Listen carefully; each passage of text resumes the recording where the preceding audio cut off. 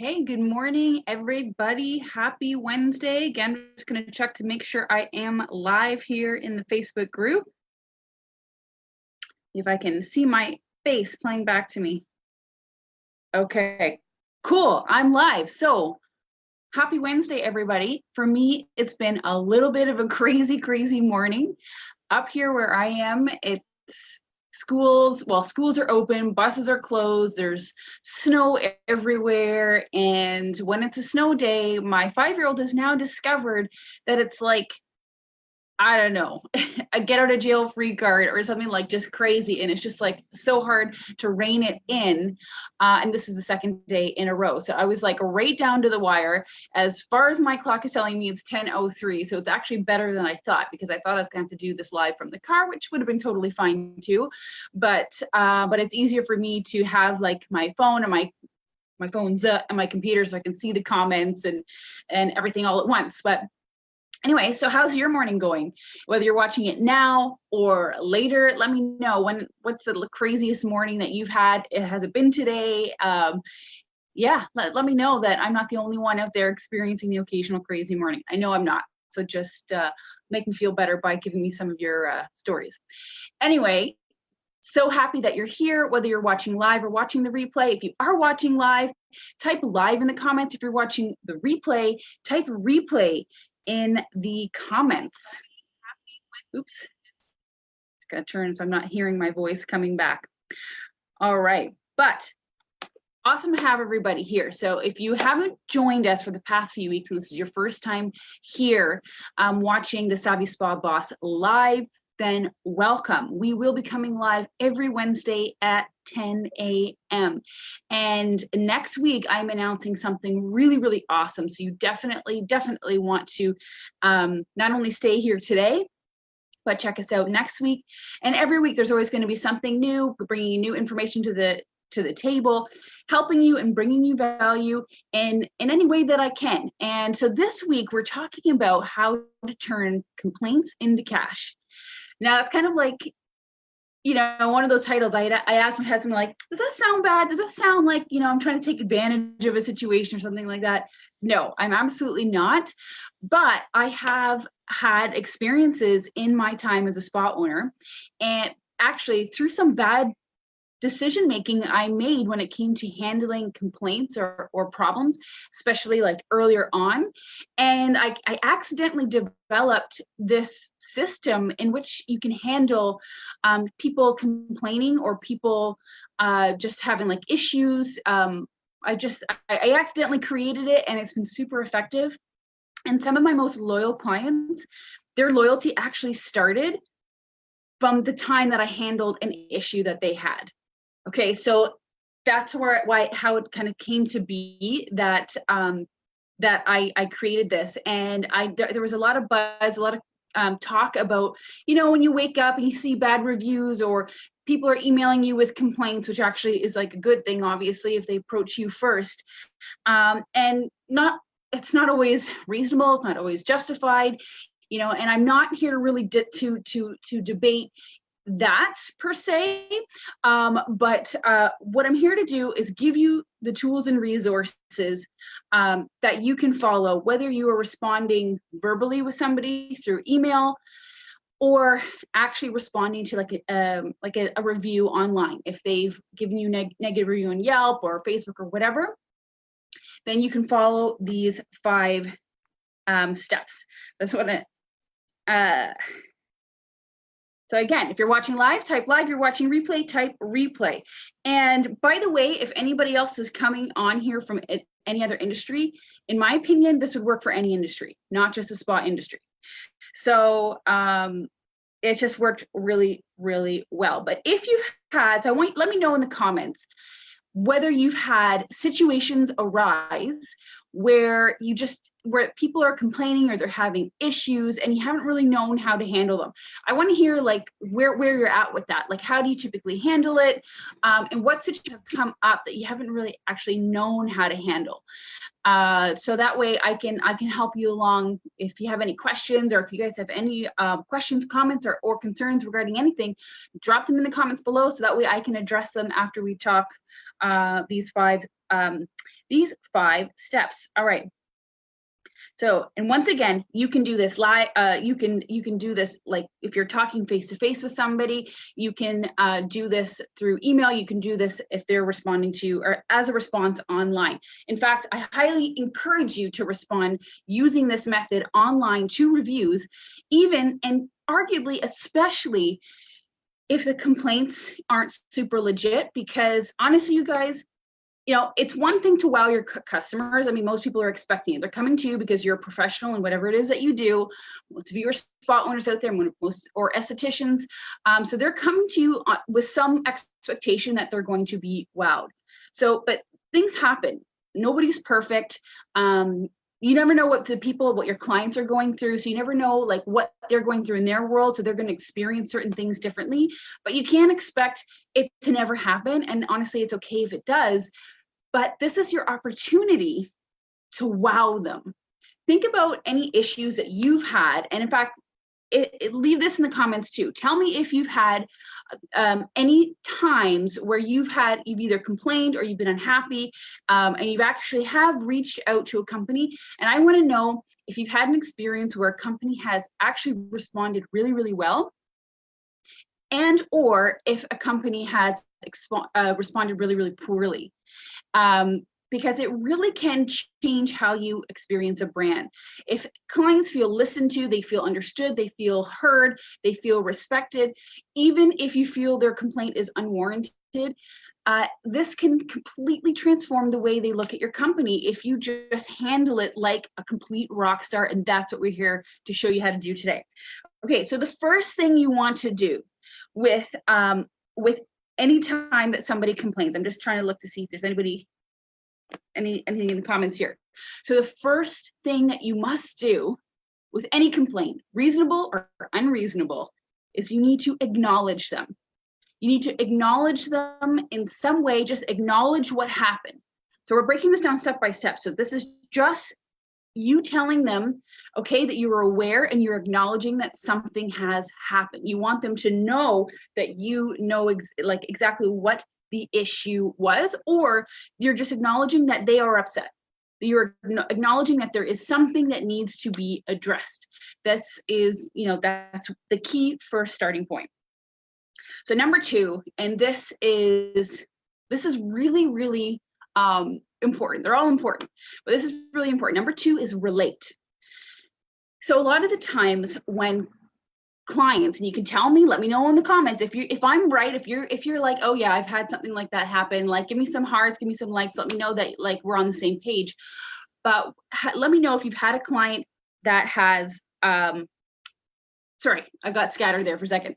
When clients come in, a lot of times they are like ready, they're on the defensive, they're getting, sometimes, I mean, who's had a hostile person in front of them? I have in the past. So a lot of the times they just are feeling like they're not being heard, like they feel like they got to fight to get their side of the story heard.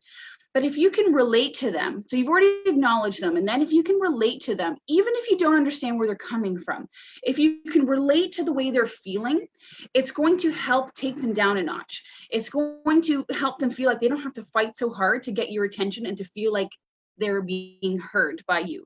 So relate to how they're feeling. If they're like, you can either relate to their situation specifically, if you can say, okay, you know what, like there was definitely an issue here, and it would piss me off too if that happened. You don't have to say that, but relate to them and just let them know that like you understand, and you feel their pain, you understand why, and you're relating to them on that level. If you don't quite agree with the issue, you can't take away the fact that they're feeling upset. You can't take away that right for them to feel upset about something that happened.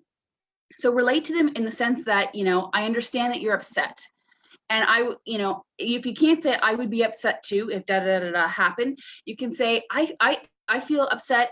I would never want to have an experience with a business and leave feeling upset. So you might not be talking or agreeing or acknowledging like the specific thing that happened. If you really feel like adamant that that's not, isn't in line with your values, to 100% agree, still relate to how they're feeling. That's number 2. So number 3 is apologize. And so this is key. And again, you don't have to necessarily apologize for the specific thing that happened. Although if you did do something like not great, apologize. I mean, just say, I'm sorry for this one thing. You're allowed to be human too. But even if you're not apologizing for a specific incident, you can say that you apologize just for the fact that they are feeling as upset as they are. So you have to like make that amends and say, you know what? I apologize for the situation. I apologize for how you're feeling. And then the 4th step is, I'm missing one here. Okay, so I just want to make sure I'm saying it in order. Okay, the 4th step is clarify. Now, here's why clarify is important. Because it's one thing to acknowledge them, relate to them, apologize to them. You could leave it at that, but let's just say, for instance, that, obviously whatever happened, whether it was legit or not, you didn't do it on purpose. Like it wasn't like a purposeful thing. So if you don't clarify something, and I didn't say making excuses, you're not just going to like spout excuses at them, but a lot of times they do want, like, it's going to be beneficial for them to understand the context as to why something happened. Because a lot of times there's a backstory. Let's say somebody had to cancel on somebody last minute. It was because they were double booked. Give them the context. Maybe you were training somebody new. Maybe you were, maybe it was you just double booked somebody. Maybe there was something happened. You had a family member that was sick, or whatever it is. Give them some context as to how it happened.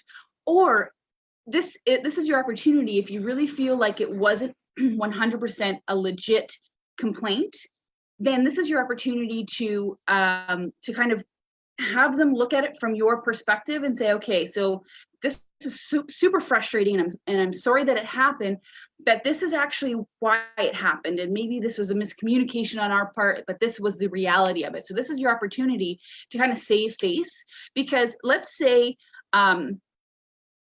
for example that it was something that you just weren't up to snuff on, whether it was purposeful or not, and somebody caught you not sterilizing tools properly or whatever, and there was a reason for it, but it was like you just totally dropped the ball. But let's say there was a legit reason. It was just miscommunication. Somebody thought somebody else was going to put it in, but then somebody else didn't, like whatever that is. If you didn't, like, that wouldn't be your typical protocol. That's not who you are as a business, to not be hygienic in your practices.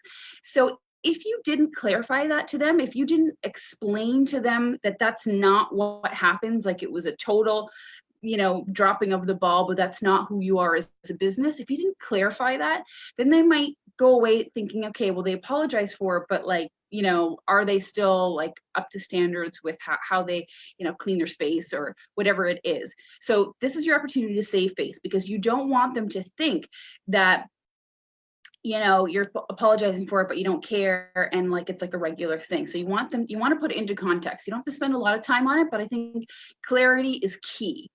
And it's also your opportunity to help the client see it from your perspective, because it makes you human. It makes you personable. It makes you if you can like admit to something not going perfectly, or admit to that you're not perfect, or admit to faults that you might have, like it really makes you real and personable. You're not just going, oh yeah, I'm sorry that happened. No, this is your opportunity to really connect with your client.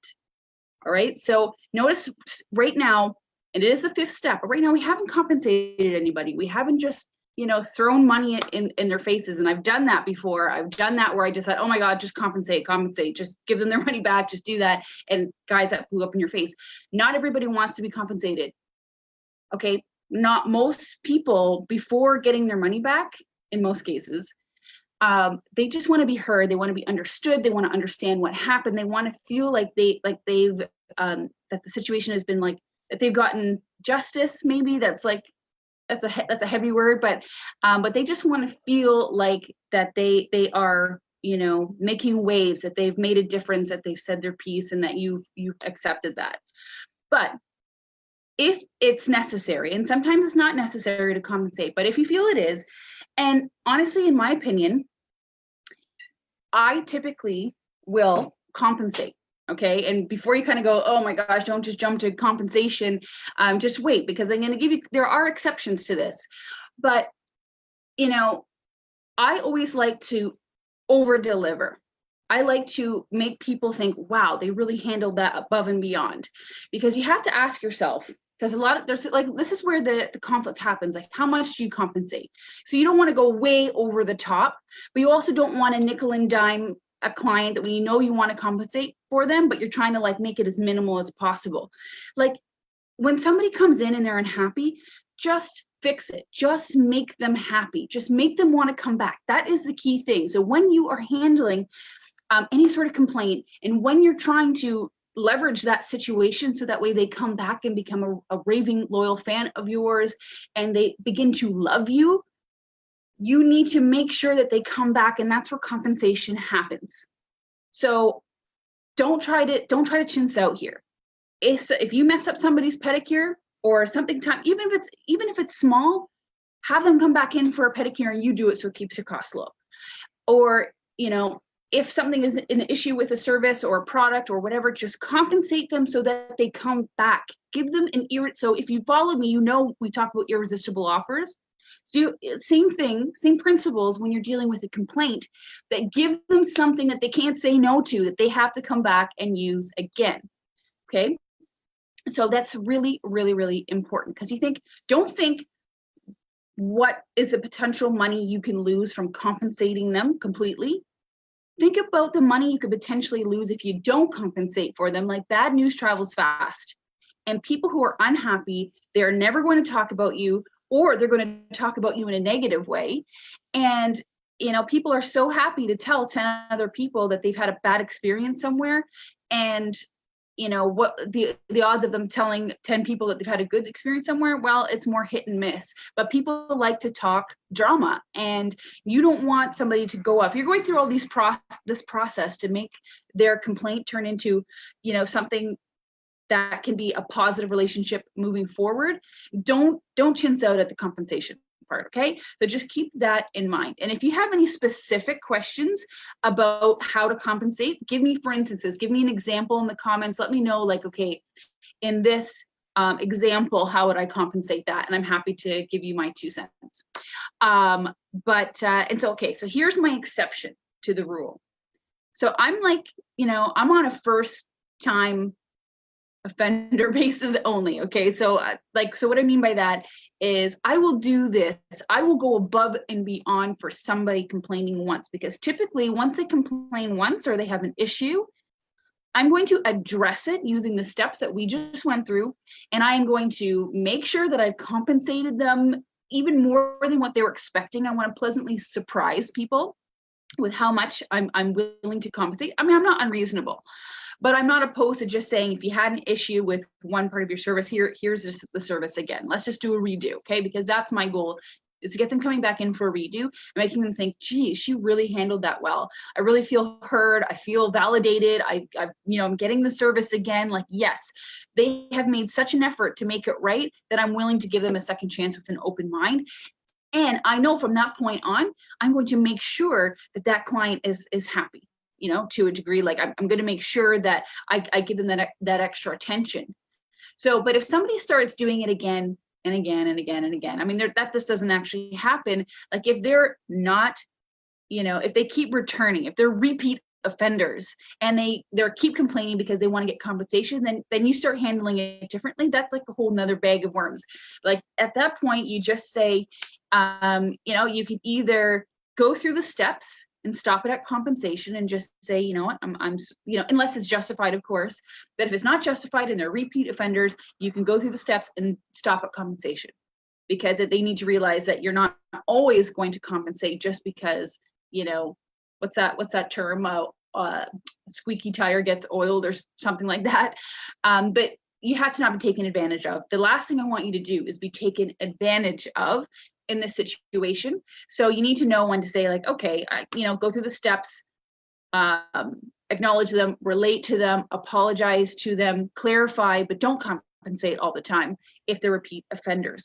The other thing too is to keep in mind that you can go through all of these phases, all these steps, and it might not work. I mean, they might be, you know, the situation might be irreparable, you know, or you might make them feel better, but they might not come back. You can't really take it personally. That's going to happen. People are, not everybody is going to jive with you. Not everybody is going to be in line with your energy. So at that point, once you've gone through these steps, if they're still not biting, if they're still not responding, you've done your part. You've done your job, okay? And then you can call it a day. And just not lose sleep over the fact that you may have lost that client because they probably weren't meant to be a great client of yours anyways. So guys, that's basically it. So let me know in the comments. I'm going to just go in and check the comments now to tell me, you know, if that makes sense. Let me know if that has given you value today.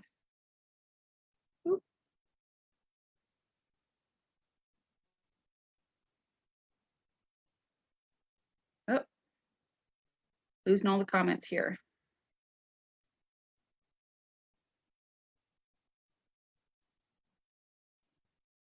Okay, I don't see anything in the comments yet, so I'll wait for them to come if you're going to be watching the replay. But I hope that did give you guys value. And don't forget, you can use this system to respond online. In fact, I highly recommend it. And don't hesitate. I mean, depending on your circumstance. But in my community, if I'm responding online, I will tell them, especially as the owner, I will tell them to respond to me directly. I'll give them my personal email address inside of the review. That might not be suitable for everybody, but I do it. And so I say, contact me directly when you're ready to book your next appointment. Because here's the thing. Sorry, this is one thing that I forgot that I want to add. So if somebody complains, whether they feel it's legit or not, and you say, you know what, I want you to come back in for another service, there's a high chance that there's a part of them that feels a little bit, not necessarily silly, but they may feel a little uncomfortable just calling in and just saying, oh, hi, I'm the person that complained. You know, I think her name was Susan, told me that I could get, you know, a free XYZ or this much off. Can I book that? Like, that's an awkward thing. So then that's going to give a roadblock. And like, again, your goal is to get them back in. So that's why I say, whether I'm emailing them or I'm having a conversation with them or responding online, I give them my personal contact information and say, when you're ready to book, contact me directly, because now they know they don't have to explain this whole situation to somebody else. They don't have to be put in an awkward situation. They know you know the situation and you just take care of it for them. And that might actually be like, in my experience, that's actually been the difference with somebody actually taking me up on that offer or not. And I always say, I genuinely hope you take me up on this offer when I offer them something back.